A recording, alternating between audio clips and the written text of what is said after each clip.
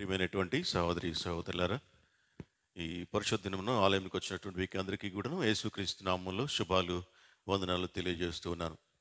మనము ఈ సమయంలో వాక్య ధ్యానం కొరకు లూకా సువార్త 1వ అధ్యాయము 67వ వచనం నుండి చదువుకున్నాం. 75వ వచనం వరకు ఈ భాగంలో బాప్తిసమిచ్చు యోహాను తండ్రి అయినటువంటి యాజకుడైనటువంటి జకర్యా పరిశుద్ధాత్మ పూర్ణుడై మాట్లాడినటువంటి మాటలు ఇక్కడ వ్రాయబడి ఉన్నాయి. గబ్రియేలు దూత జకర్యాకు కనబడి, నీ భార్య గర్భవతి, నీకు కుమారుని కంటది అని చెప్పినప్పుడు ఆయన దానిని నమ్మలేకపోయినందుచేత, నీవు కుమారుని కనువరకు నీ నోరు పనిచేయదు, నువ్వు మాట్లాడక మౌని ఉంటావు అని చెప్పి దేవుడు ఆయనతో మాట్లాడినప్పుడు ఆయనకు తిరిగి కుమారుడు పుట్టేంత వరకు కూడాను మాట రాలేదు. ఎప్పుడైతే కుమారుడు పుట్టి ఆ కుమారుడిని 8వ దినమున వారు పేరు పెట్టడానికి ఆయన దగ్గరికి తీసుకొని వస్తే, జకర్యా దగ్గరికి, అప్పుడు ఆయన నోరు సడలి మాట్లాడినట్టుగా మనకు 1వ అధ్యాయం లూకా సువార్త 64వ వచనంలో రాయబడి ఉంది. వెంటనే అతని నోరు తెరవబడి నాలుక సడలి అతడు దేవుని స్తుతించుచు మాట్లాడసాగెను అనేటువంటి మాటలు మనం చూస్తాం. కాబట్టి అక్కడ ఆయనకు తిరిగి మాట్లాడేటువంటి శక్తి దేవుడు అనుగ్రహించినప్పుడు అప్పుడు ఆయన పరిశుద్ధాత్మ పూర్ణుడై ఈ విధంగా ప్రవచించను అని చెప్పి రాయబడింది.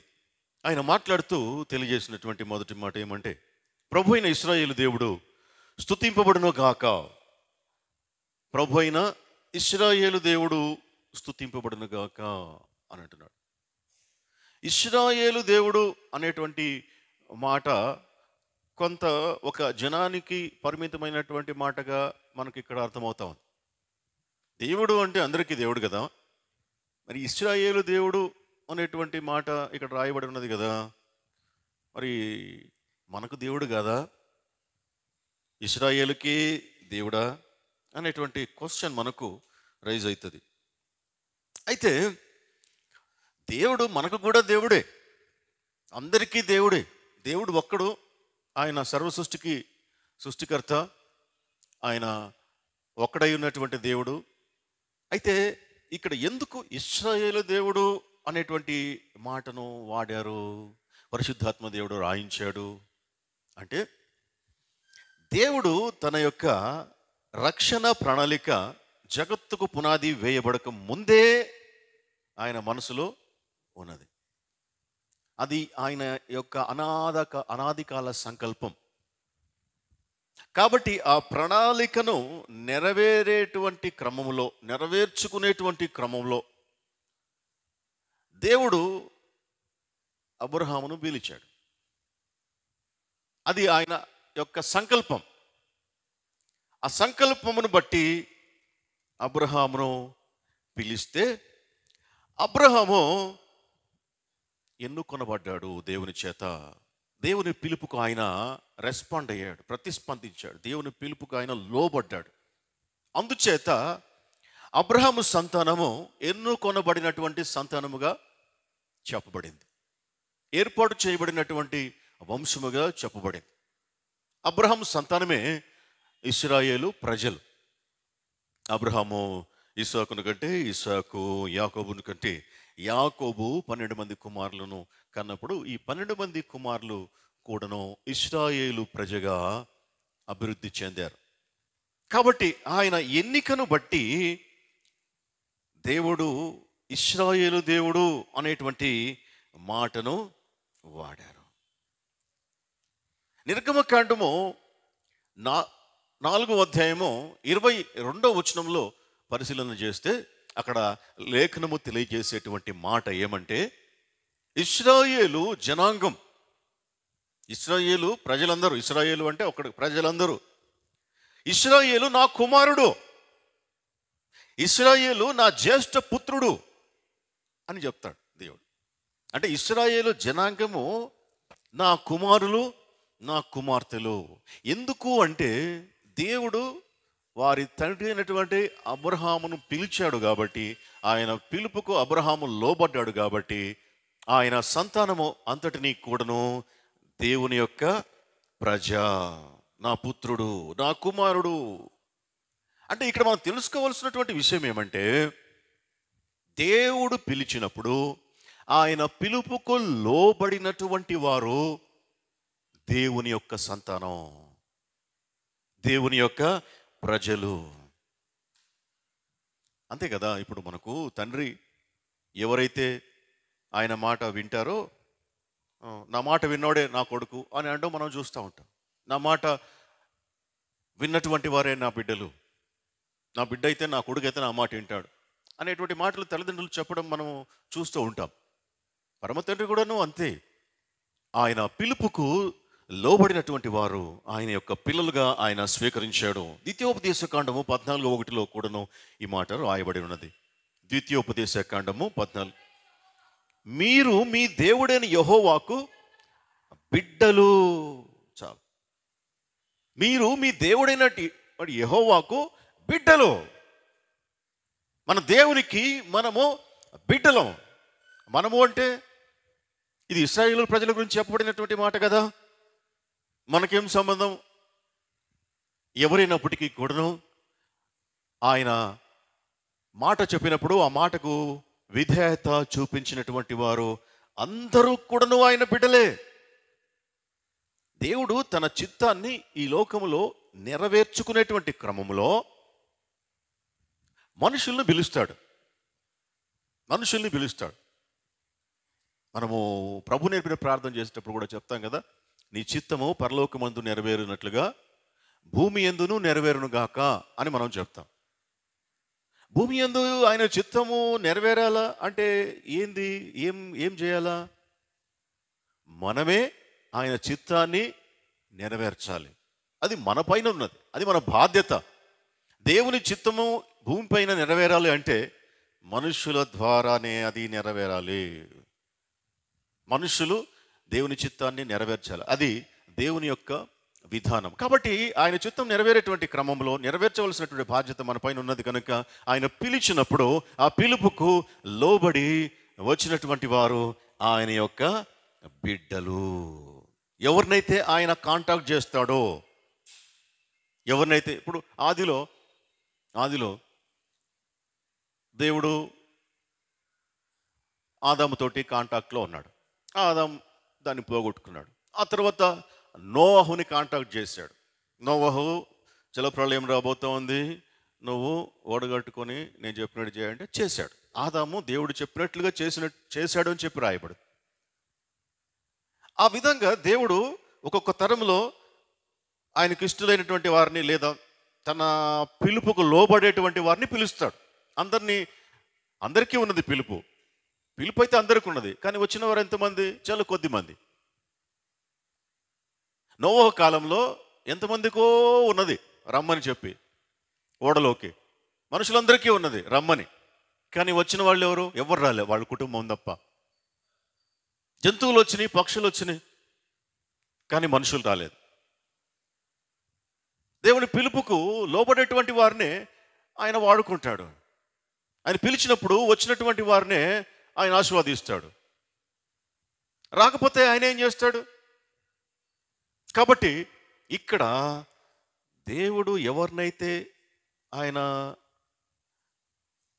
చిత్తం నెరవేర్చడానికి పిలిస్తే ఎవరైతే వస్తారో వారే దేవుని యొక్క ప్రజ, వారే దేవుని యొక్క బిడ్డలు. అందుకే ఇక్కడ ప్రభు అయిన ఇశ్రాయేలు దేవుడు స్తుతింపబడును గాక అన్నాడు. ఇప్పుడు మనం చెప్పొచ్చు మా దేవుడు అని చెప్పొచ్చు. అయితే నిజంగా మన దేవుడు అని మనము చెప్పినప్పుడు దాని వెనకాల ఉన్నటువంటి అర్థం ఏంటంటే, మేము దేవునికి లోబడుతున్నాము, మా తండ్రికి మేము విధేయులుగా ఉన్నాము అని అర్థం. అలాగా కాకుండా మా దేవుడు అంటే అది కేవలం ఒట్టి మాటగానే మిగిలిపోతుంది తప్ప నిజంగా మనకు దేవుడిని మనం అంగీకరించడం లేదు అన్నమాట.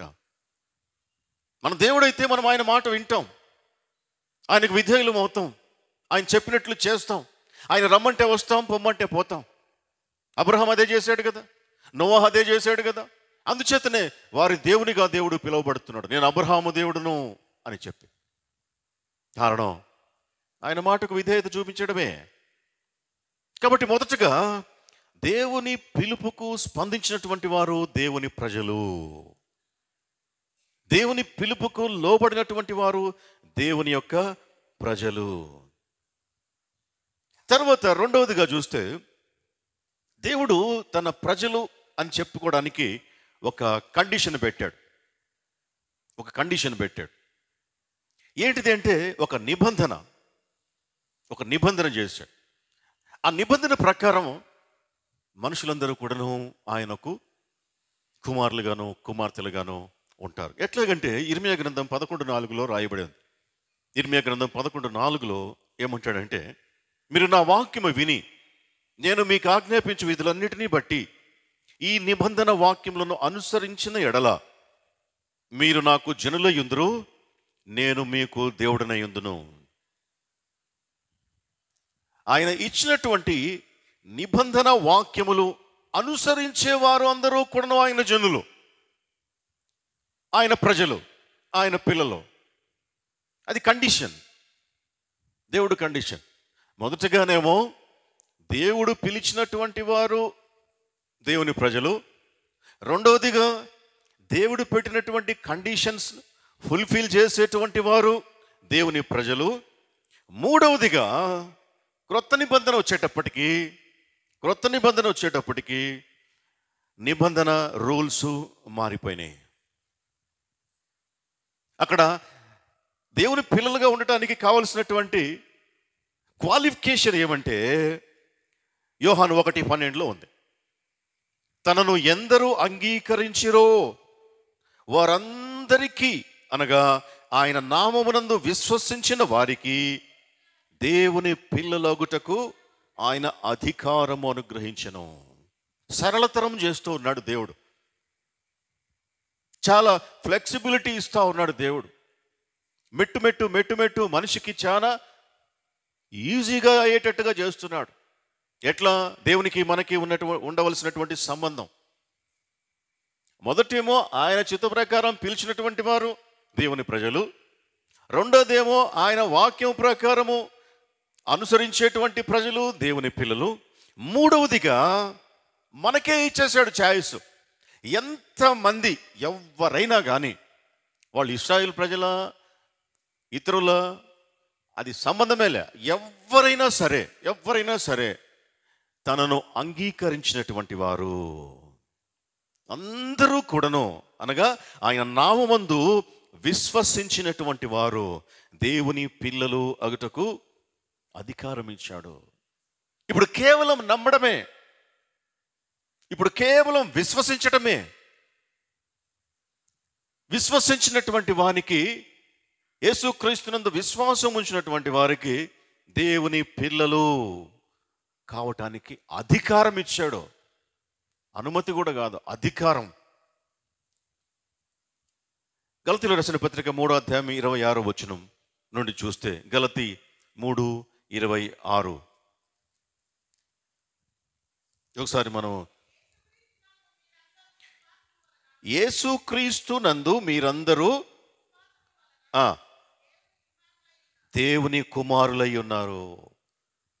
కుమార్తెలు కూడా, కుమారులు అంటే ఓన్లీ మగవాళ్ళకనేమో కాదు, కుమార్తెలు కూడా. విశ్వాసము ద్వారా యేసుక్రీస్తునందు మనము విశ్వసించడం ద్వారా మనము దేవునికి కుమారులై ఉన్నాము. 28 ఇందులో యూదుడని, గ్రీసు దేశస్థుడని, దాసుడని, స్వతంత్రుడని లేదు, పురుషుడని, స్త్రీ అని లేదు. యేసుక్రీస్తునందు మీరందరూ ఏకముగా ఉన్నారు. ఇందులో దాసుడని, స్వతంత్రుడని, తెల్లోళ్ళని, నల్లోళ్ళని, గ్రీసు దేశస్తులని, యూదులని, జాతి, కుల, మత భేదాలు లేవని అర్థం. ఇంకా చెప్పాలంటే లింగ భేదము కూడా లేదు. స్త్రీ అయినా పురుషుడైనా ఒక్కటే. ఏ విషయంలో? కేవలం దేవుని పిల్లలు అయ్యేటువంటి విషయంలో. దేవుని పిల్లలు కావటానికి విశ్వాసం ఉండాలి. విశ్వాసం ద్వారానే దేవుని పిల్లలు అవుతారు. ఈ సందర్భంగా మనం ఒకటి చెప్పుకోవాలి. స్త్రీ అని పురుషుడని భేదం లేదు అని చెప్పాడు ఇక్కడ. ఇది ఏ విషయంలో అంటే పిలుపు విషయంలో, రక్షణ విషయంలో. ఇదే అంశము పని విషయానికి వచ్చేటప్పటికి మారిపోతుంది. కాల్ వేరు, కమిషన్ వేరు. కాల్ వేరు, కమిషన్ వేరు. ఆయన పిలుపు విషయంలో ఏ భేదం లేదు. ఆయన విశ్వసించినప్పుడు ఏ భేదం లేదు. అందరూ దేవుని పిల్లలే. పురుషుడని స్త్రీ అని భేదం లేదు. అయితే కమిషన్ ఇచ్చాడే పని విషయంలో, పని మాత్రం వేరువేరుగా ఉంది. స్త్రీలకు వేరుగా ఉంది, పురుషులకు వేరుగా ఉంది. పని ఇద్దరికి సమానంగా దేవుడు ఇవ్వలేదు. పురుషులకు వేరే పని ఇచ్చాడు, స్త్రీలకు వేరే పని ఇచ్చాడు. పురుషులకు వేరే ఆజ్ఞలు ఇచ్చాడు, స్త్రీలకు వేరే ఆజ్ఞలు ఇచ్చాడు. చాలా క్లియర్గానే ఉంది బైబిల్లో. ఇక్కడ ఏమీ కన్ఫ్యూజన్ లేదు. స్త్రీ పురుషులు దేవునిలో ఒకటే అనేటువంటి మాట ఏ విషయంలో అనేది మనం జ్ఞాపకం చేసుకోవాలి. ఏ విషయంలో? పిలుపు విషయంలో ఏ భేదం లేదు. కాబట్టి స్త్రీ అని పురుషుడని ఏ భేదం లేదు. విశ్వసించిన వారందరూ కూడాను దేవునికి పిల్లలవుతారు అని చెప్పి రాయబడింది. 29వ వచనం, మీరు క్రీస్తు సంబంధులైతే ఆ పక్షమందు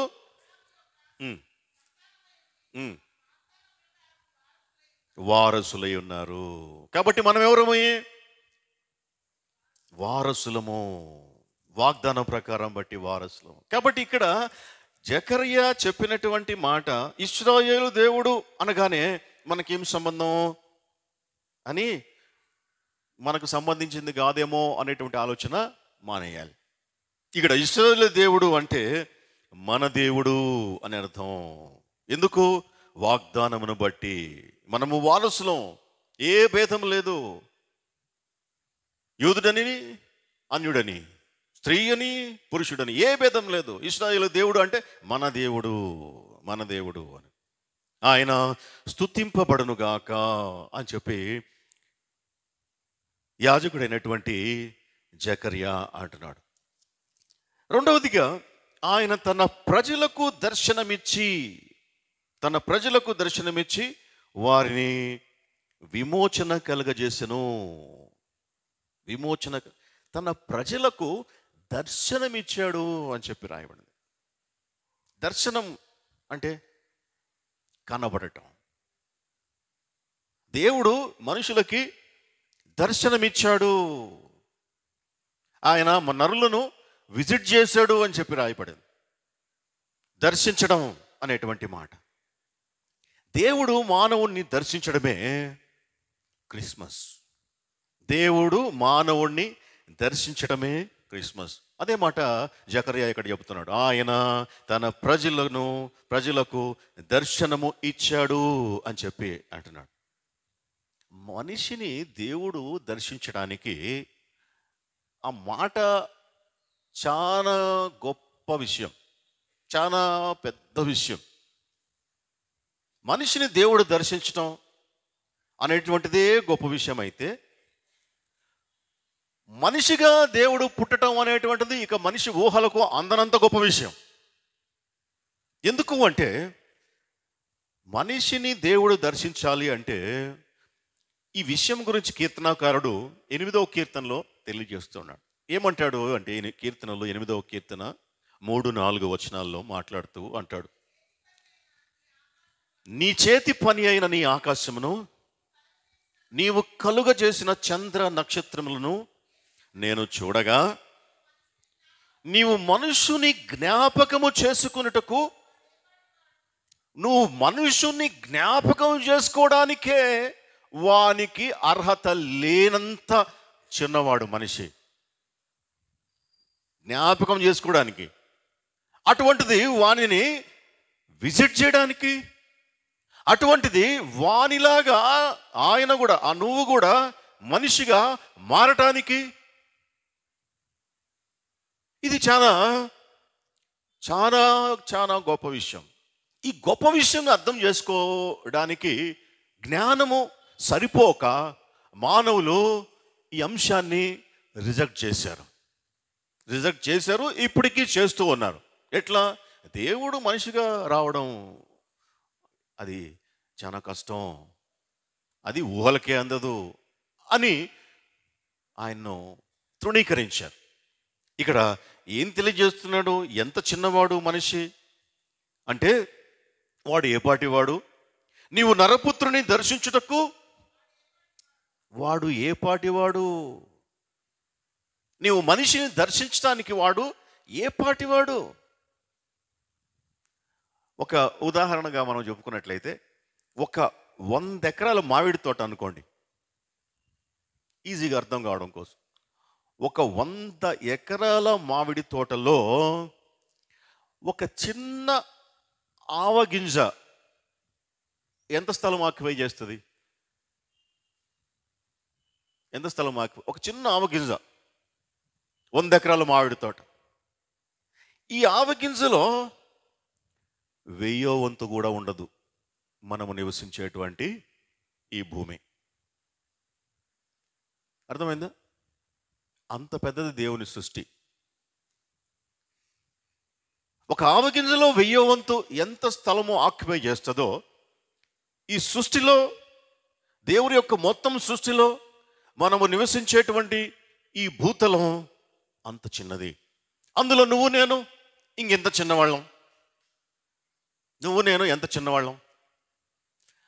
అందుకనే కీర్తనకారుడు ఈ మాట అంటున్నాడు. ఏమని? నీవు నరపుత్రుని దర్శించుటకు వాడు ఏ పాటివాడు? కాబట్టి చాలా చిన్నవాడు మనిషి, అల్పుడు. అసలు ఆయన దృష్టిలో మనము లేనట్లే. అంత శక్తిమంతుడు, అంత మహిమాన్వితుడు ఆయన. అటువంటి అంత గొప్ప సృష్టికర్త, మహిమాన్వితుడు మానవుని విజిట్ చేయడానికి, దర్శించడానికి రావడం అనేటువంటిది గొప్ప విషయం కాకపోతే ఏమవుతుంది? అందుకే జకర్యా అంటున్నాడు, నీవు నీ ప్రజలకు దర్శనమిచ్చావు. ఆయన ఎందుకు దర్శనము ఇవ్వాల్సి వచ్చిందంటే, ఆయన ప్రజ కాబట్టి. ఇంకా చెప్పాలంటే, ఆయన స్వరూపము ఈ ఆవగింజలో 1000వ వంతులో ఉన్నటువంటి భూమిపైన ఉన్నటువంటి మనిషికి ఇచ్చాడు కాబట్టి, తన స్వరూపము, తన పోలిక వారికి ఇచ్చాడు కాబట్టి. ఇంకా దేవుడు ఎంత శక్తివంతుడు, ఎంత పెద్దవాడో అర్థం చేసుకోవచ్చు. 115వ కీర్తన 16వ వచనంలో అంటాడు, ఆకాశములు యెహోవా వశము,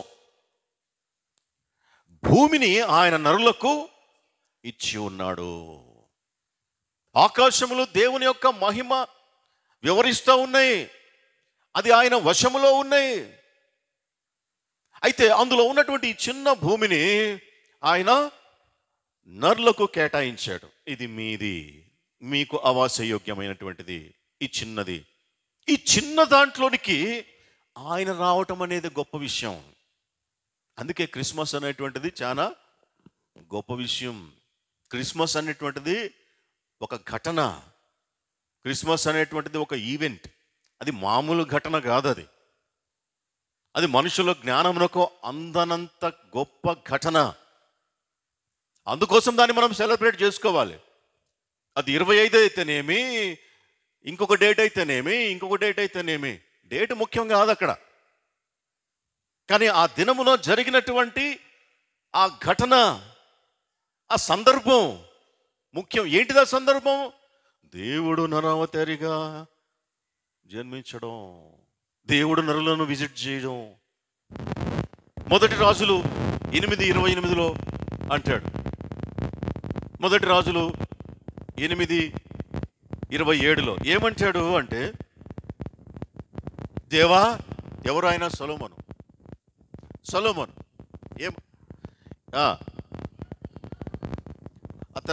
తర్వాత చదువు 3వ లైన్. ఆకాశ మహాకాశములు సైతం నిన్ను పట్టజాలు. ఆకాశము మహాకాశములు సహితము దేవుణ్ణి పట్టజాలో. అంత పెద్దోడు దేవుడు, అంత గొప్పవాడు దేవుడు, అంత ఉన్నతమైనటువంటి వాడు దేవుడు. మనకు కనబడేటువంటిది కాదు ఆకాశం అంటే. మనకు కనబడనటువంటిది చాలా పెద్దదున్నది, మనం చూడలేనటువంటిది చాలా పెద్దదున్నది. అది దేవుని సృష్టి. దానికంతటి కంటే పెద్దవాడు దేవుడు. ఆకాశములు, మహాకాశములు నిన్ను పట్టలేవు. నేను కట్టించిన ఈ మందిరము ఎలాగు పట్టును? ఇది సొలొమోను యొక్క ప్రశ్న. ప్రభువా, దేవా, ఆకాశములు, మహాకాశములు నువ్వు పట్టజాలనంత గొప్పవాడు అయితే నేను కట్టించాను ఈ మందిరము, ఈ చిన్న మందిరం ఒకటి భూమి పైన, అది ఎట్లా నేను పట్టి ఉంచగలుగుతుంది? అందులో నివసిస్తావా? అంత గొప్ప శక్తి, మహిమ కలిగినటువంటి దేవుడు తన ప్రజలను దర్శనం చేయడానికి వచ్చాడంట 2000 సంవత్సరాల తర్వాత.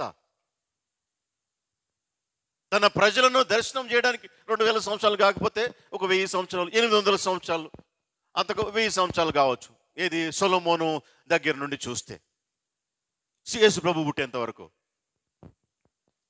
అంత గొప్ప దేవుడు తన ప్రజలను దర్శించడానికి ఆయన నరావతారం ఎత్తాడు. ఇది గొప్ప విషయం, ఇది గొప్ప విషయం. దేవుడు ఉన్న ఫలంగా ఒకవేళ నరుణ్ణి దర్శించడానికి వచ్చాడు అనుకోండి, ఆయన యాజ్ ఇట్ ఈస్గా, ఆయన ఎట్లయితే ఉన్నాడో ఆయన శక్తి, ఆయన మహిమ, ఆయన బలంతోటి ఒకవేళ మనిషి దగ్గరికి వచ్చాడు అనుకోండి దర్శించడానికి, ఏమవుద్ది? ఇప్పుడు మనం చెప్పుకున్నాం కదా, ఇంత గొప్ప దేవుడు, ఇంత శక్తివంతుడు. ఏమవుతుంది?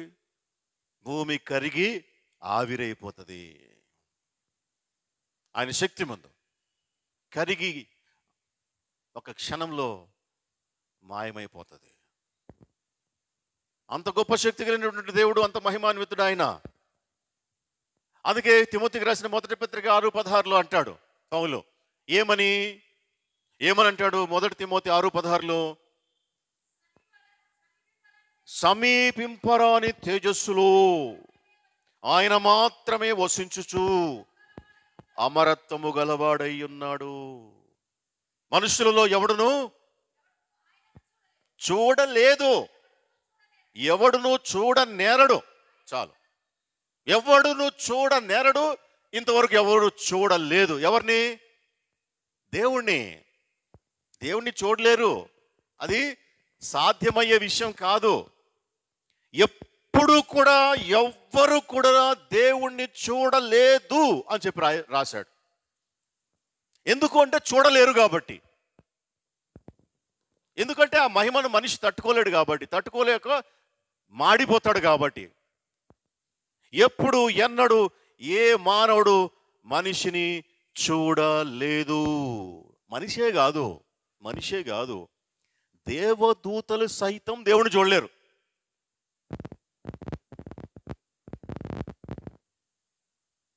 దేవదూతలు సైతం దేవుని చూడలేరు. 6వ అధ్యాయం, యెషయా గ్రంథం 6వ అధ్యాయం ఒకసారి చూడండి. యెషయా గ్రంథం 6వ అధ్యాయంలో యెషయా భక్తుడు విజన్, దేవుని దర్శనమును ఆయన చూస్తాడు. విజన్లో, దర్శనములో ఆయనకు కనబడినటువంటి ఆ దర్శనము చూస్తే, ఒకసారి చదవండి మొదటి నుండి.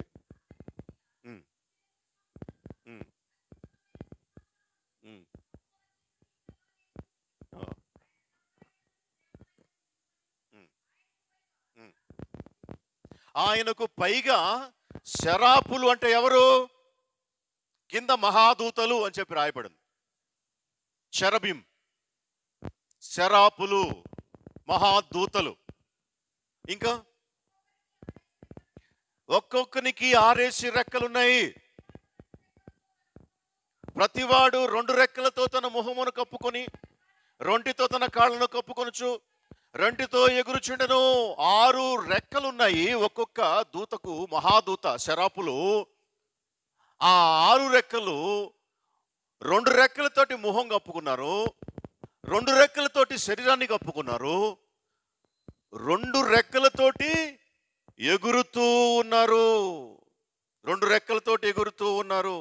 ఎగురుతూ వారు దేవుని స్తుతిస్తూ ఉన్నారు. ఎందుకు ఎందుకు అంటే వారు ఆయనను చూడలేరు, ఆయన మహిమను వారు తట్టుకోలేరు. ఇక్కడ 2వ వచనంలో 6:2లో ఒక్కొక్కరికి 6 రెక్కలు ఉండేను అని చెప్పి అన్నాడు కదా. ఆ తర్వాత ప్రతివాడు అనేటువంటి మాట మనం చూస్తాం. ప్రతివాడు అంటే ప్రతివాడు అని అన్నారంటే దేవదూతలు స్త్రీలు కాదు. మనకు అలవాటైపోయింది చిన్నప్పటి నుంచి దేవదూతలు అనగానే స్త్రీలు అనేటువంటి దృక్పథం. మనం డ్రామాలలో చూసి చూసి చేసి చేసి వేసి వేసి స్త్రీలను దేవదూతలుగా పెట్టడంతో దేవదూతలందరూ స్త్రీలు అనేటువంటి అభిప్రాయం మనకు వచ్చేసింది. కాదు, స్త్రీలు కాదు దేవదూతలు. దేవదూతలు పురుషులు. ప్రతివాడు అని అన్నాడు. బైబిలే చెప్తుంది. ఇంకా మనం ఏం చేద్దాం? ఒకవేళ స్త్రీలు అయి ఉంటే ప్రతిదీ అని రాసి ఉండేవాడు. అట్లా రాయలేదు, ప్రతివాడు. కాబట్టి దేవదూతలు పురుషులు. కాబట్టి ఇక్కడ దేవుడిని వారు సైతం చూడలేరు. వారు ముఖాన్ని కప్పుకున్నారు చూడలేక, ఆ వెలుగును చూడలేక. అంత మహిమాన్వితుడు దేవుడు. కాబట్టి దేవుణ్ణి ఎవరు చూడలేనటువంటి శక్తిమంతుడైనటువంటి దేవుడు ఈ లోకంలోనికి చూడగలిగేటువంటి మానవుని రూపంలోనికి రావడమే క్రిస్మస్. అంత గొప్ప విషయాన్ని మనము సింపుల్గా క్రిస్మస్ చేయకుండా, లేకుంటే క్రిస్మస్ గురించినటువంటి అవగాహన లేకుండా, క్రిస్మస్ పండగ అనేటువంటిది బైబిల్లో లేకపోవచ్చు, క్రిస్మస్ అనేటువంటి మాట బైబిల్లో లేకపోవచ్చు, లేదు కూడా. డేటు బైబిల్లో లేకపోవచ్చు, లేదు కూడా. డేటుతో పని లేదు, ఆ మాటతో పని లేదు. మనకు కావలసిందంతా ఆ ఘటన, ఆ ముఖ్యాంశము, ఆ దినమునకున్నటువంటి గొప్పతనము. అది ఏ రోజైతేనేమి, నాకు వీలు పడింది డిసెంబర్ 25 చేసుకోవడానికి, నేను చేసుకుంటా. నీకు బాధ ఏంది? కావాల్సి ఉంటే నువ్వు చేసుకో, ఇంకొక డేట్ చేసుకో. అంతేగాని అసలు చేసుకోవద్దు అని చెప్పడానికి అధికారం లేదు. ఎందుకు? అసలు చేసుకోవద్దు అంటే అర్థం ఏంటిది? క్రిస్మస్ అనేటువంటిది ఉనికిలో లేదనే కదా అర్థం. క్రిస్మస్ అనేటువంటిది ఉనికిలో లేకపోతే మరి దేవుడు ఈ లోకంలోకి వచ్చినటువంటి ఆ ఘటనను ఏమనాలి? అసలు దేవుడు వచ్చాడని నమ్ముతున్నావా నువ్వు? ఆయన వస్తేనే కదా నరవతారిగా చనిపోవడానికి అవకాశం ఉండేది. ఆయన చనిపోతేనే కదా సిలువ పైన నీకు విమోచన కలిగేది, పాప క్షమాపణ కలిగేది, నిత్య జీవంలోనికి వెళ్ళేది. ఆయన రావడము అనేటువంటి అంశాన్ని నేను ఒప్పుకోవట్లేదు. క్రిస్మస్ 25 అని చెప్పి అతి తెలివితోటి మరి ఆయన మరణము పునరుద్ధానము మరి ఈ లేకపోతే మరి రక్షణ ఎక్కడిది? నిత్య జీవం ఎక్కడిది? దేవుణ్ణి ఎవరు చూసినటువంటి దాఖలాలు లేవు బైబిల్లో. మనకి ఇప్పుడు క్వశ్చన్, మరి ఎవరు? ఆదికాండమును మొదలుకొని చూస్తే దేవుడు మాట్లాడాడు అని చెప్పి రాయడం చూస్తాము. దేవునితోటి మాట్లాడడం, మనుషులు దేవుణ్ణి చూడటం, ఇవన్నీ కూడా మనకు బైబిల్ గ్రంథంలో కనబడుతున్నాయి. దేవుణ్ణి వారు చూశారు, ఆయన ముఖ దర్శనం చేశారు, ఆయనతో మాట్లాడారు, ఆయన వారితో మాట్లాడాడు అని చెప్పి రాయబడి. మరి వారు ఎవరిని చూశారు?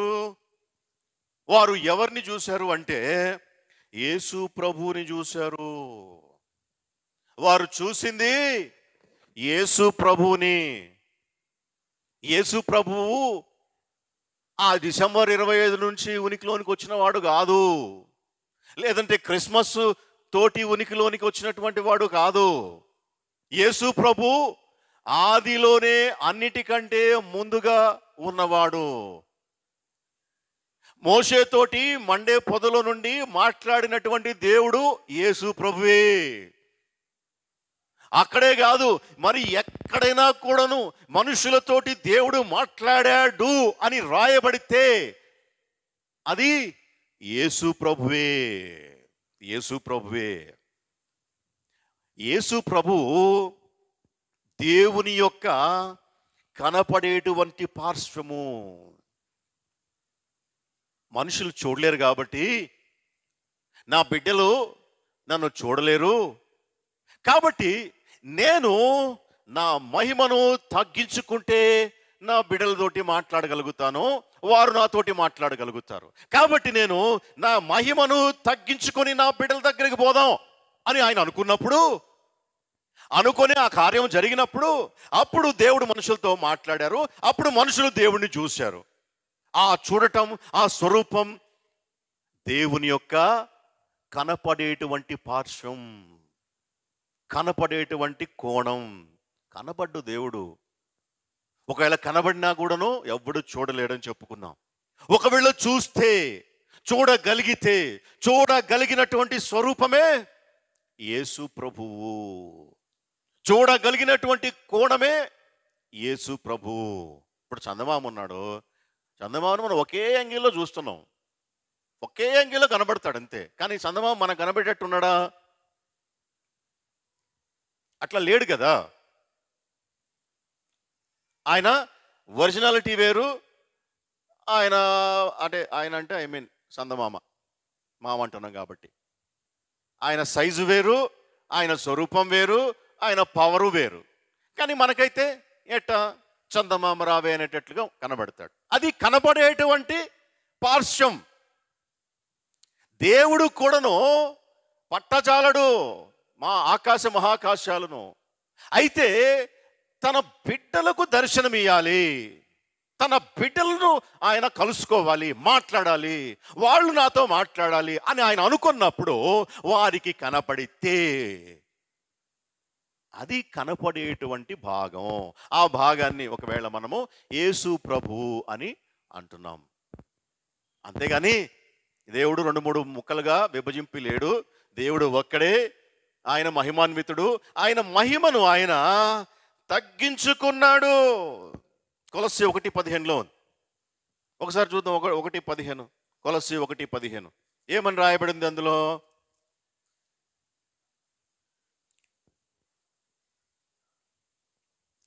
చదవండి గట్టిగా ఆ మాట.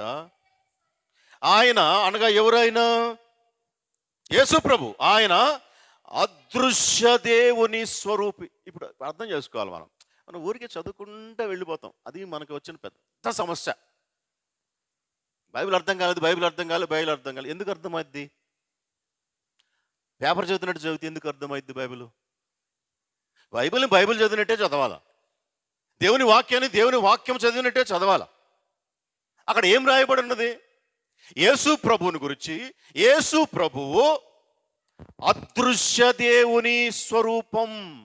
అసలు ఈ 2 మాటలకే 2 కాంట్రడిక్షన్ ఉంది. ఇప్పుడు అదృశ్యం అంటే కనబడదనే కదా, కనబడనటువంటి దేవుడు అదృశ్య దేవుడు అంటే. అదృశ్య దేవుని యొక్క స్వరూపం. స్వరూపం అంటే కనబడేటువంటిది.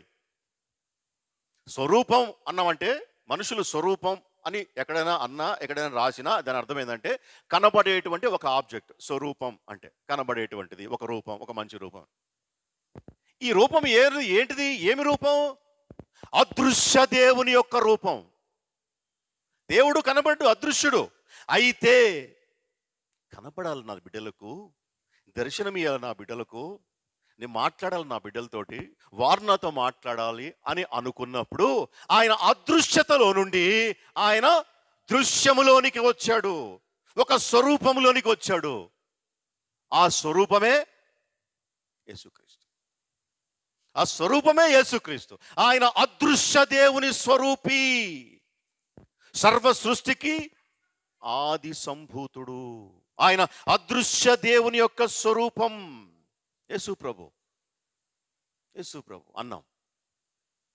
దేవుడు ఈ లోకంలోనికి ఆయన కనబడేటువంటి నరునిగా జన్మించినప్పుడు ఆయన అదృశ్య దేవుని యొక్క స్వరూపముగా మనము పిలుస్తూ ఉన్నాము. తన యొక్క మహిమను పూర్తిగా తగ్గించుకొని వచ్చాడు అని చెప్పేసి మనకు ఇక్కడ రాయబడి ఉన్నది. ఎక్కడ? ఫిలిప్పీలకు రాసిన పత్రిక ఒకసారి చూస్తే ఫిలిప్పీలకు రాసిన పత్రికలో ఈ విషయం చాలా క్లియర్గా మనకు కనబడుతుంది. 2వ అధ్యాయం 7వ వచనం. మొ ఆయన ఏం చేశాడంట? ఆ అదృశ్య దేవుడు, ఆ మహిమాన్వితుడు, ఆ శక్తివంతుడు మనుషుల పోలికగా పుట్టాడు, దాసుని రూపమును ధరించుకున్నాడు, తన్ను తాను రిక్తునిగా, అంటే ఖాళీ అని అర్థం. ఖాళీ, రిక్తత అంటే ఖాళీ అని. ఏం ఖాళీ? ఏంది ఎంటీ? తన పవర్ని, తన గ్లోరీని, రిక్తత ఖాళీగా చేసుకొని, మొత్తం తగ్గించుకొని, ఒక దాసునిలాగా, అంటే మానవునిలాగా ఈ లోకంలోనికి ఆయన జన్మించాడు. జన్మించటాన్ని ఇక్కడ జకరియా ఏమంటున్నాడు? తన ప్రజలకు దర్శనమిచ్చి అంటున్నాడు. నరావతారము, దేవుడు నరావతారం ఎత్తి నరులను దర్శించాడు, తన ప్రజలను దర్శించాడు. ఆయన దర్శనము ఇవ్వటము ద్వారా ఏం జరుగుతుంది? జకరియా అంటున్నాడు, ఆయన తన ప్రజలను దర్శించి వారికి విమోచన కలుగజేసెను. తన ప్రజలను దర్శించడం, ఎందుకు దర్శించడం? ఆయన అంత పని ఆయన ఎందుకు చేయాల్సి వచ్చింది? అంత ఎంటీగా, అంత పవర్లెస్గా ఎందుకు రావాల్సి వచ్చింది అంటే మానవుణ్ణి విమోచించటానికి. మానవుణ్ణి విమోచించటానికి, మానవుడిని విమోచించడానికి ఆయన రౌతరిగా ఈ లోకంలోనికి రావడమే క్రిస్మస్. విమోచన అనేటువంటిది అందరికీ వర్తిస్తుంది, మనుషులందరికీ వర్తిస్తుంది విమోచన అనేటువంటిది. అయితే ఆ విమోచనలో మనము పాలు పంపులు పొందాలా వద్దా అనేటువంటిది అది వారి వారి వ్యక్తిగతమైనటువంటి ఇష్టం. దేవుడు మనిషికి ఫ్రీ విల్ని ఇచ్చాడు. ఏ నిర్ణయం తీసుకోవడానికైనా మనిషికి స్వేచ్ఛనిచ్చాడు. పండు తినాలనా తినకూడదా వాళ్ళ ఇష్టం.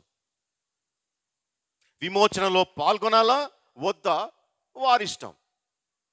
ఐగుప్తులో దేవుడు ఇశ్రాయేలుని ఆ పస్కా పశువు వధించబడిన రాత్రి వారిని విమోచన కలుగజేశాడు ఐగుప్తులో. ఇప్పుడు ఐగుప్తులో ఇశ్రాయేలీలకు విమోచనను అనుగ్రహించినటువంటి దేవుడు కేవలము ఇశ్రాయేలీలకే కాదు విమోచన, అక్కడ కేవలము ఇశ్రాయేలీలకే కాదు విమోచన, అందరికీ ఉన్నది అక్కడ విమోచన. ఒకవేళ ఐగుప్తీయులు కానీ ఒకవేళ బయటికి వస్తే వారికి కూడా విమోచనే. ఒకవేళ ఇంకా వేరే దేశస్థులు ఇశ్రాయేలుతో పాటు బయటికి వస్తే వారికి కూడాను విమోచనే ఐగుప్తుల నుండి. నిర్గమకాండం మనం ఒకసారి చూస్తే 12వ అధ్యాయంలో ఎవరెవరు వచ్చారంట ఐగుప్తీయులతో పాటు? 12వ అధ్యాయం 38వ వచనం ఒకసారి చదువు. నిర్గమకాండం 12:38 చదువు. అనేకులైన అన్యజనుల సమూహము వచ్చారు. ఎవరితోటి? ఇశ్రాయేలుతోటి. ఇశ్రాయేలు విమోచనంలో అన్యజనులు, అనేకులైనటువంటి అన్యజనులు పాల్గొన్నారు. అంటే వారు కూడాను విమోచనలో పాల్గొన్నారు. విమోచన అనేటువంటిది కేవలము ఇశ్రాయేలుకే కాదు. ఆ దినాన ఎవ్వరు బయటకు వస్తే వాళ్ళకు. అదేవిధంగా ఈ దినాన యేసు ప్రభు పుట్టింది కేవలము ఏదో క్రైస్తవుల కోసమో కాదు. ఎవ్వరు ఆయనను అంగీకరిస్తే వారికి, ఎవరు ఆయన నమ్మితే వాళ్ళకి ఏ భేదం లేదు. నేను రాను, ఇక్కడే ఐగుప్తులో ఉంటా అంటే ఎవరు బలవంతం చేసేవాళ్ళు ఎవరు లేరు. వాళ్ళని బలంగా లాక్కపోయేవాళ్ళు ఎవ్వరు లేరు. నేను నమ్మను యేసు ప్రభువుని అంటే ఎవ్వరు బలవంతం చేసేవాళ్ళు లేరు, బతుకులాడేవాళ్ళు లేరు. ఎవరు ఇష్టం వాళ్ళది. నమ్మి బాప్తిసం పొందినవాడు రక్షించబడను, నమ్మని వానికి శిక్ష విధించబడను. ఆల్రెడీ తీర్పు తీర్చబడింది. ఎవ్వరు బలవంతం చేయరు. వస్తే రక్షించబడతావు, వస్తే విమోచన. ఆయన వచ్చిందే విమోచించడానికి. ఈ లోకంలో నరావతారం కలిగి ఆయన పొందిందే విమోచించడానికి. తన ప్రజలను దర్శనమిచ్చి వారిని విమోచించడానికి ఆయన వచ్చాడు. ఇక వస్తే నీ ఇష్టం, విమోచన కలుగుతుంది. రాకపోతే నీ కష్టం. అందుకే ఆయన ఛాయిస్ ఇచ్చాడు. వారిని ఆయనను ఎందరు అంగీకరించారో, ఆ పిలుపుని ఎందరు అంగీకరిస్తారో అందరికీ విమోచన. అందరూ కూడా ఆయన ప్రజలే. ఇంకా ఏమంటున్నాడు? మనం ఒక విషయం చెప్పి మనం ముగించేసుకుందాం. ఇంకా ఏమంటున్నాడు జకర్యా? తన సేవకుడైన దావీదు వంశమందు మన కొరకు రక్షణ శృంగమును, అనగా మన శత్రువుల నుండి, మనలను ద్వేషించు వారందరి చేతుల నుండి తప్పించి రక్షణ కలుగజేశాను. రక్షణ అంటే కేవలము రక్షణ, నిత్య జీవము రక్షణ అని మాత్రమే కాదు. రక్షణ అంటే మన శత్రువుల నుండి రక్షణ, మనలను ద్వేషించే వారి నుండి రక్షణ, మనలను తప్పించేటువంటి రక్షణ. ఇంత గొప్ప రక్షణ అని పౌలు అంటాడు. ఇంత గొప్ప రక్షణను నిర్లక్ష్యము చేసిన యెడల మనం ఎలాగ తప్పించుకుందాము అంటాడు పౌలు. అంత గొప్పది రక్షణ. ఈ రక్షణను గురించి జకర్యా ఏమంటున్నాడంటే, మనకు ఒక రక్షణ శృంగమును ఆయన ఇచ్చాడు. రక్షణ శృంగము. శృంగము అంటే కొమ్ము అని అర్థం. శృంగము అంటే కొమ్ము. కొమ్ము బైబిల్లో దేనికి సాదృశ్యంగా ఉంది అంటే, మొత్తం ఆది కాండం నుంచి ప్రకటన దాకా కొమ్ము బలానికి సాదృశ్యంగా ఉంది. కొమ్ము శక్తికి గుర్తుగా ఉంది. కొమ్ము అధికారానికి, ఘనతకు, విజయానికి సాదృశ్యంగా గుర్తుగా ఉంది. కొమ్ము ఘనత, బలము, శక్తి, అధికారము వీటన్నిటిని శృంగము అనేటువంటి మాటతోటి సూచిస్తూ రాయించాడు పరిశుద్ధాత్మదేవుడు. అందుకే కీర్తనకారుడు అంటారు 148 కీర్తన 14వ వచనంలో, ఆయన తన ప్రజలకు ఒక శృంగమును హెచ్చించి ఉన్నాడు. తన ప్రజలు, ఇక్కడ కూడా తన ప్రజలు అంటున్నాడు. ఎవరు తన ప్రజలు? ఆయన యందు విశ్వసించినటువంటి వారు మాత్రమే ఆయన ప్రజలు, అందరూ కాదు. తన ప్రజలకు ఆయన ఒక శృంగమును హెచ్చించి ఉన్నాడు, అనగా ఒక కొమ్మునిచ్చాడు వారికి. ఇప్పుడు జంతువులు చూస్తే, జంతువులకు బలం కొమ్ములో ఉంటుంది. కొమ్ము అంటేనే బలం, కొమ్ము అంటేనే ఘనత. ఇప్పుడు ఖడ్గమృగం ఉంది, దానికి బలమంతా కొమ్ములోనే. ఆ కొమ్ముతోటే అది పొడుస్తుంది. కొమ్ము అనేటువంటిది ఘనత, బలము, అధికారానికి గుర్తుగా ఉన్నది. అటువంటి ఘనతను తన ప్రజలకు దేవుడిచ్చాడంట. తన ప్రజలకు ఆయన ఒక శృంగమును హెచ్చించి ఉన్నాడు. ఈ హెచ్చింపు ఇతర మనుషులకు లేదు. ఈ లోకంలో ఇతరులకు ఈ శృంగము లేదు. తన ప్రజలకు మాత్రమే ఆ కొమ్ము, ఆ శృంగము, ఆ ఘనత. అది ఆయన భక్తులందరికీ, ఆయన చెంత చేరిన జనులకు, ఇశ్రాయేలులకు ప్రఖ్యాతికరముగా ఉన్నది. అది మనకు దేవుడిచ్చినటువంటి గొప్ప ఘనత ఈ లోకంలో. అందుకే యెహోవా తమ దేవుడు కాగలిగినటువంటి జనులు ధన్యులు అని చెప్పి లేఖనం రాయబడింది. యేసు ప్రభు మనకు దొరకటం అనేటువంటిది అది గొప్ప బలము, శక్తి, గొప్ప అదృష్టం. అదృష్టం అంటే మళ్ళీ వేరే అనుకోండి. అదృష్టం అంటే అది కనబడని శక్తి అని అర్థం. అదృష్టం అంటే గొప్ప ఖ్యాతి. ఆయన జనులకు, ఇశ్రాయేలులకు ఖ్యాతికరముగా ఉన్నది. ఆయన భక్తులందరికీ ఇది ఘనత. 2 కొరింథీ 8:9 అంటాడు. ఏమంటాడంటే, ఆయన ధనవంతుడై ఉండియో మీరు తన దారిద్ర్యం వలన ధనవంతులు కావాలని ఆయన మీ నిమిత్తము దరిద్రుడాయను. ఇప్పుడు ఒక ఉదాహరణ చూసి మనం ముగించేసుకుందాం. ఇప్పుడు కొమ్ము అనేటువంటిది ఘనత అనుకున్నాం. కొమ్ము అనేటువంటిది మహిమకు గుర్తు. కొమ్ము అనేటువంటిది శృంగం, అది బలానికి సాదృశ్యం అని చెప్పి మనము చెప్పుకున్నాం. ఇప్పుడు దేవుడు ఏం చేశాడంటే, తన యొక్క ఘనత, తన యొక్క బలము, తన యొక్క మహిమ అంతటినీ కూడాను వదిలిపెట్టేసి దాసుని రూపం ధరించుకున్నాడు అని మనం చెప్పుకున్నాం. ఇక్కడ పౌలు ఏమన్నాడంటే, ఆయన ధనవంతుడై ఉండి, మనకు అర్థం కావడం కోసం, మన బుర్రలకి అర్థం కావడం కోసం పౌలు ఏమని రాస్తున్నాడంటే, ఆయన ధనవంతుడై ఉండి మీరు ధనవంతులు కావాలని మీ నిమిత్తము ఏమీ లేనివాడైనాడు. మీ నిమిత్తము అన్ని వదిలిపెట్టుకుని వచ్చాడు. మీ నిమిత్తము తన ఘనతంతా తీసి ప్రక్కన పెట్టి దారిద్రుడుగా ఈ లోకంలో ఎందుకు? మనము ధనవంతులం కావాలి. మనము బలవంతులము కావాలని, మన శృంగములు హెచ్చించటానికి, మన కొమ్ములను హెచ్చించటానికి, ఈ లోకంలో మన శత్రువు నుండి మనము రక్షించబడ్డానికి ఆయన ఏమీ లేనివాడిగా వచ్చాడని చెప్పి రాయబడింది. అబ్రహాము ఆదికాండం 22వ అధ్యాయంలో అబ్రహాము తన కుమారుణ్ణి బలి ఇయ్యడానికి మోరియా పర్వతానికి వెళ్ళాడు. మోరియా పర్వతానికి వెళ్ళినప్పుడు అన్నీ తీసుకెళ్ళాడు, కానీ ఆయన బలి ఇయ్యడానికి గొర్రెపిల్లని తీసుకుపోలే. అప్పటికి ఇస్సాకు అడిగాడు. ఏమని అడిగాడు? అయ్యా, అన్నీ ఉన్నాయి, కట్టెలు ఉన్నాయి, నిప్పు ఉంది, మరి దహన బలికి గొర్రెపిల్లేది అని అడిగాడు. అప్పుడు అబ్రహాం ఏం చెప్పాడు? యెహోవా చూచుకును నా కుమారుడా అని చెప్పాడా? ఇప్పుడు 22వ అధ్యాయం ఒకసారి మనం చూద్దాం. ఆదికాండం 22వ అధ్యాయంలో ఎప్పుడైతే ఇస్సాకును బలి ఇయ్యడానికి అబ్రహాము కత్తి ఎత్తాడో అక్కడ జరిగినటువంటి విషయం ఏమంటే, దేవుడు ఆపేశాడు. అబ్రహమా, నీ కుమారుని మీద నువ్వు కత్తి వేయొద్దు, ఆ చిన్నవాని మీద కత్తి వేయొద్దు. 13వ వచనం చదవండి. అప్పుడు అబ్రహాము కన్నులెత్తి చూడగా పొదలు కొమ్ములు తగులుకొని ఉన్న ఒక పొట్టేలు వెనుక తట్టున కనపడెను. అప్పుడు అబ్రహాం వెళ్ళి ఆ పొట్టేలను పట్టుకుని తన కుమారునికి మారుగా పెట్టి, కొమ్మలకు తగులుకొని ఉన్నటువంటి ఒక పొట్టేలు కనబడింది. అప్పుడు అబ్రహాం వెళ్ళి ఆ పొట్టేలను తీసుకొచ్చి తన కుమారునికి బదులుగా ఆ పొట్టేలును బలి ఇచ్చాడు. ఈ పొట్టేలుకు కొమ్ములున్నాయి, ఆ కొమ్ములు తగులుకొనింది ఆ పొట్టేలు ఆ కొమ్మలకి. ఈ పొట్టేలు ఎవరో తెలుసునా?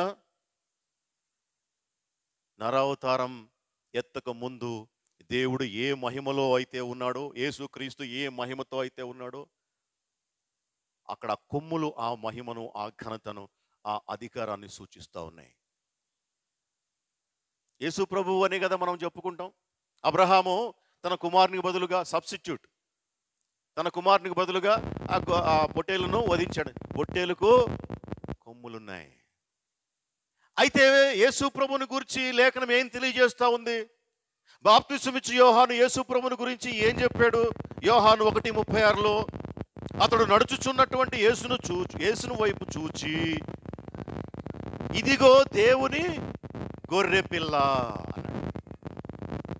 ఇదిగో దేవుని గొర్రెపిల్ల. గొర్రెపిల్లకి ఏముంటాయి? కొమ్ములుంటాయా? కొమ్ములుండవు. గొర్రెపిల్ల కొమ్ములుండవు. గొర్రెపిల్ల పొడవదు. గొర్రెపిల్ల హామ్ చేయదు. గొర్రెపిల్లగా దేవుడు తను తాను తగ్గించుకొని ఈ లోకములో యేసుక్రీస్తుగా వచ్చాడు. ఆయన కొమ్ములు ఘనతకు మహిమకు సాదృశ్యమైతే అవి లేకుండా వచ్చాడు ఒక గొర్రెపిల్లగా ఈ లోకంలోనికి. అదే క్రిస్మస్. దేవుడు మన అందరి కోసము తన మహిమను తగ్గించుకొని, తన బలాన్ని, తన ఘనతను తగ్గించుకొని ఈ లోకములోనికి వస్తే మనము మన ఘనతను, మన బలమును, మన ఖ్యాతిని మనము తగ్గించుకోవద్దా? అందుకే దేవుడు చెప్పాడు, నిన్ను నువ్వు తగ్గించుకో, హెచ్చించబడతావు అన్నాడు. తను తాను తగ్గించుకున్న వాడు హెచ్చించబడను. హెచ్చింపు ఎక్కడి నుంచి వస్తుంది? హెచ్చింపు ఉత్తరం నుండి రాదు. హెచ్చింపు తూర్పు నుండి రాదు. హెచ్చింపు పడమటి నుండి రాదు. హెచ్చింపు దక్షిణం నుండి రాదు. కీర్తనకారుడు అంటాడు. మరి ఎక్కడి నుండి వస్తుంది? దేవుని నుండి వస్తుంది.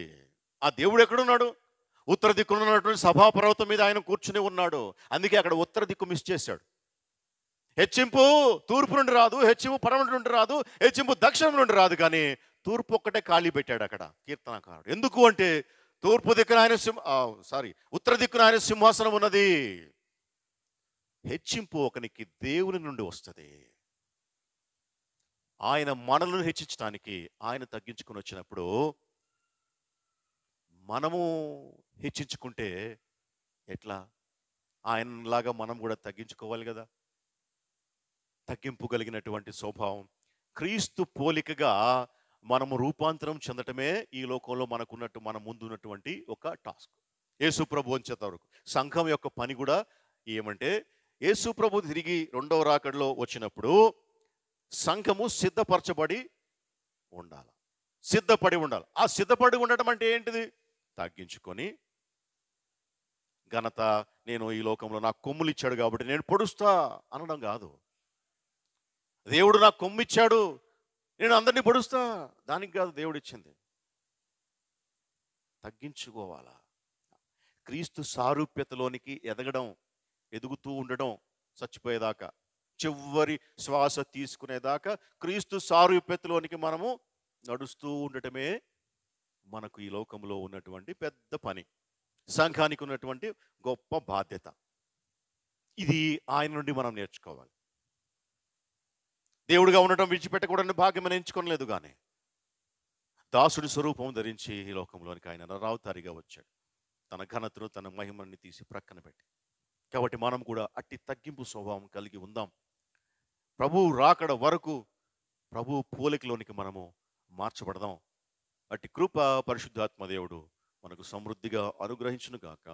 ఆమేన్. ప్రార్థన చేసుకుందాం. ప్రేమ